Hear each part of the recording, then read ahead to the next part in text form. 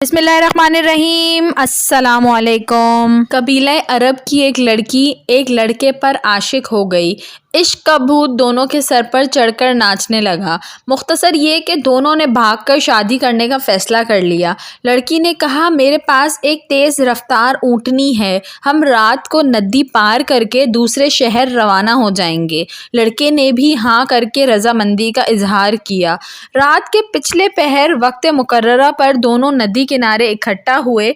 लड़की बोली, मैं ऊँटनी पर सवार होती हूँ, तुम उसे पीछे से हाँकते हाँकते नदी पार करो, फिर ऊपर बैठ जाना नदी पार करके। लड़के ने कहा, मगर ऐसा क्यों, मैं भी तुम्हारे साथ ही बैठ जाता हूँ, हाँकने की क्या ज़रूरत है, खुद ब खुद चल तो रही है। लड़की ने कहा, इसका बाप भी हमारा पालतू ऊँट था, इसकी आदत थी कि वो बीच नदी में जाकर बैठ जाता था, पानी देखकर मस्त हो जाता और मारने पीटने पर भी ढीठ बना रहता।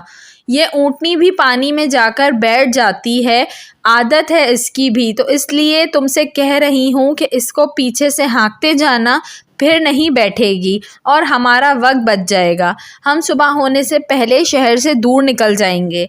लड़के ने कुछ देर लड़की के चेहरे पर नज़रें गाड़े रखी और फिर ठंडा लंबा सांस लिया, जैसे कोई पुख्ता इरादा कर चुका हो, और बोला, हम भागकर शादी नहीं करेंगे। मुकद्दर हुआ तो निकाह हो जाएगा, नहीं तो जो रब की रज़ा, तुम वापस अपने घर चली जाओ। लड़की ने कहा, मगर क्यों, अचानक क्या हो गया तुम्हें?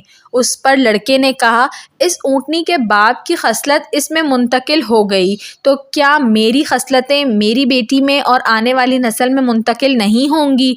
आज मैं तुम्हारे साथ भाग रहा हूँ, कल मेरी बेटी किसी और के साथ भाग जाएगी। ये कहकर लड़का वापस पलट गया। दुनिया मकाफात अमल है, जैसा करोगे वैसा भरोगे। वीडियो पसंद आई हो तो इसको ज़रूर लाइक करिएगा, और ऐसी मज़ीद अच्छी वीडियोज़ देखने के लिए मेरे चैनल उर्दू कहानी घर को सब्सक्राइब कर लीजिए।